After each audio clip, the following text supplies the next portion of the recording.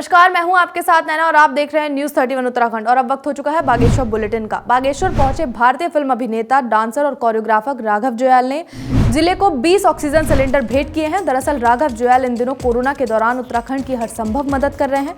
वहीं उन्होंने जिले की समाज सेवी संस्थाओं के साथ मिलकर आगे भी जरूरत पड़ने पर हर संभव मदद देने की बात की है। जैसे लोकल्स हैं हम लोग, कोई पॉलिटिकल सपोर्ट या पार्टी तो है नहीं हम लोग, या ऑर्गेनाइजेशन है नहीं, तो लोकल्स ही हैं और लोकल जितना कर सकता है उतना कर पा रहे हैं। जैसे हमने बागेश्वर में 20 सिलेंडर्स, बागेश्वर में हमने 20 सिलेंडर्स कॉन्सेंट्रेटर्स, पिथौरागढ़ में भी हमने हमारा 8 कल रात को निकल गया 20 सिलेंडर्स 30 लीटर ईच।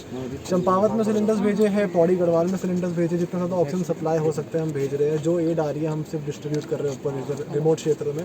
धारचूला में गया है आज, और कोशिश यही है कि जितने ज़्यादा PHCs और CHCs स्ट्रॉन्ग हो पाए मेडिकल एड से, तो थोड़ा सस्टेनेबल हो जाएगा यहाँ पे हिसाब किताब कोरोना का।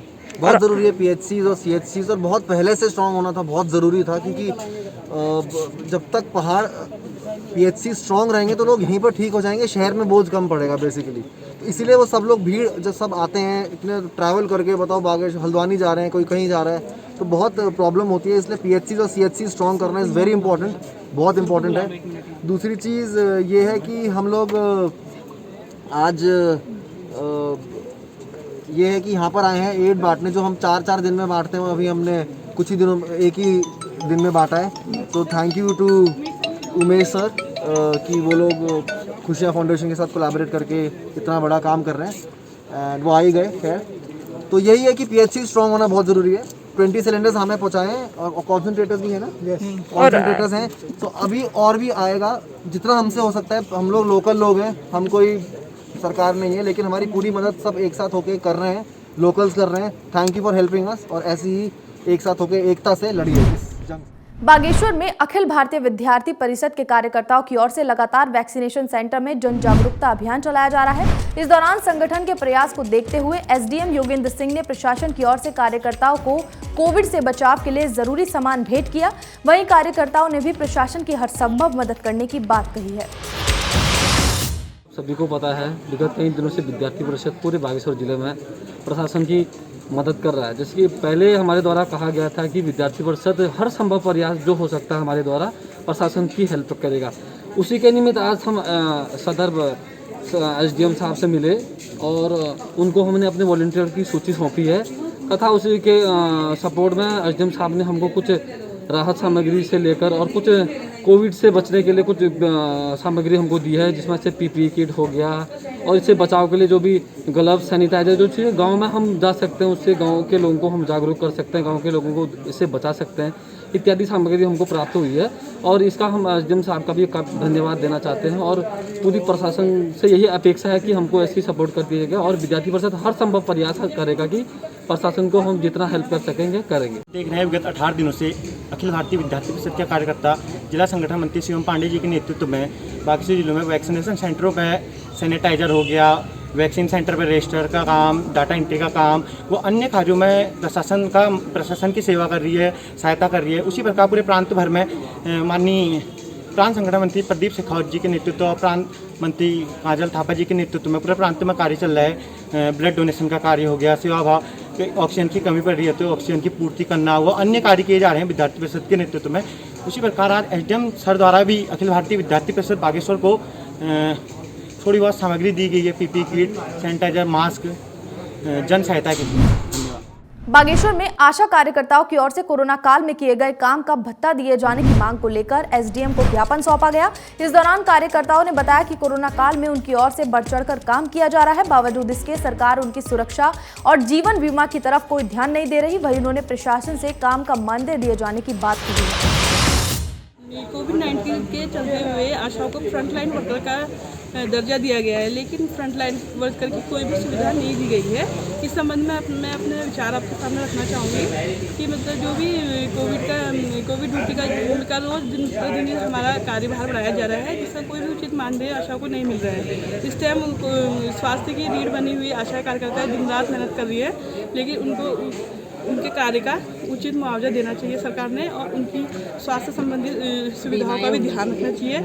जैसे हमारी कितनी आशाएं हैं, वो कार्य करते हुए गांव-गांव जाके घर-घर जाना है हमें, और कितनी आशाएं बीमार पड़ चुकी हैं, जिनका स्वास्थ्य बीमा और जीवन बीमा सरकार को करना चाहिए और जो भी कोविड भत्ता सुनिश्चित किया गया था वो आशाओं को मिलना चाहिए। बागेश्वर गरुड़ के बैजनाथ में वैली ब्रिज के क्षतिग्रस्त होने से लोक निर्माण विभाग की ओर से ब्रिज की मरम्मत का काम जारी है, जिसके चलते पुल से आवाजाही पूरी तरह से ठप हो गई है, जिससे लोगों को काफी दिक्कतों का सामना करना पड़ता है। आपको बता दें कि पुल लंबे समय से क्षतिग्रस्त था, जिसके चलते अब बीते दिनों से इसकी मरम्मत का काम किया जा रहा है।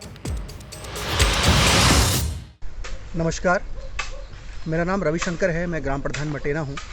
आजकल बैजनाथ NH राष्ट्रीय मोटर मार्ग जो है उस पर पंचगढ़ी पुल पर निर्माण कार्य चल रहा है।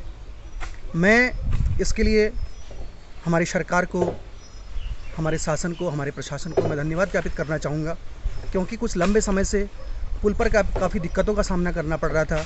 उसमें भारी वाहन जाते हैं और उसमें जो हमारे ट्रैवल्स करते हैं यात्री उसमें से निकलते हैं। तो वो पुल एक नेशनल हाईवे है जो कैलाश मानसरोवर यात्रा मार्ग की एक दिशा तय करता है। तो उस पर आजकल निर्माण कार्य का चल रहा है।